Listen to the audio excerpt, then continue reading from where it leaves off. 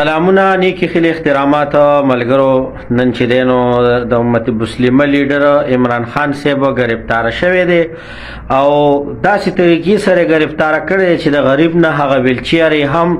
او هغه د سر هغه تور بالټې چې سر ته به چولې او ټولو خلکو مذاقونه کول، هغه بالټې شریف هم چې دینو په ویلچیر شریف کې پاتې شوی دی په عدالت کې.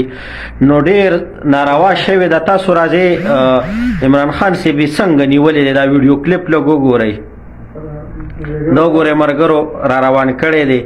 دا جی ګوډو ګوډ کیږي او دغه خو اوس ایغ نیغ روان دی چې دا پولیس ورته خیال وکړي لاسه چولې دی نیغې دغه د ګاډي تو خیجو دغه دی جی رینجر ته خپلو ګاډو تو خطه نو دغه دی مې چېره دا ویډیو کلیپ در سره شریک کوم. ویډیو خو هم کتلی وي مرګرو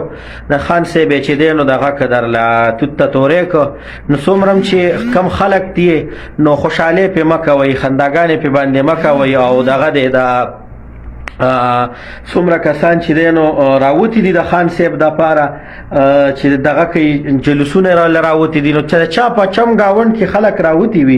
نو په چا باندې چې دی نو ټول خلکو ته عوام الناس ته اپیل کوم چې شربت ورلرو باسه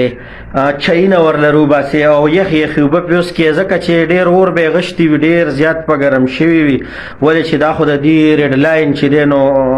کراش شو او خان صاحب خو د دې خلکو ریډ لاین وو. نن هغه ریډ لاین د سر نه بالټې پروتې دی او د خپونه چې دی په خپل روان کې غریب نه شو ګرځېدی سنوي ډرامې شروع کړې و په ویلچیر کې راتله. خدا حکیم رانا ثنا الله صاحب چې دی هغه په داسې طریقې سره سافټویر اپډیټ کړی دی ورلجی چې مکمل خدي پیوک او بل جدا یو کس ته دی نن بیا در سره ووري دی بیا راوتی دی و چې ټټ ټټ ټا دا ووري داسته وي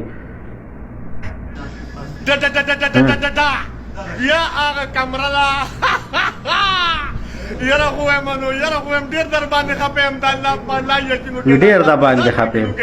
ډېر در باندې خفه یم خو هېڅ نشم کولی خو داسې کار کوی چې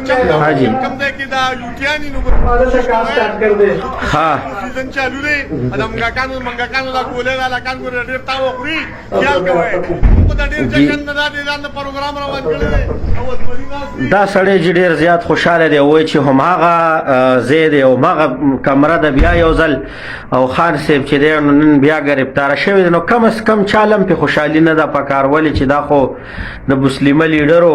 نو چې د مسلمه لیډر ګرفتاریږي کم از کم خوشحالیانې پې باندې مه کوئ او دا ډېر زیاتې خوشحالۍ چې دی نو نه دي پکار بلکې دوه رکاته نفل ټول مسلمانانو کې فتنه نن ګرفتاره شوې ده او په فتنه کې چې دی جي پړې چولې شوی دی او دی چې دی نو وردن نه که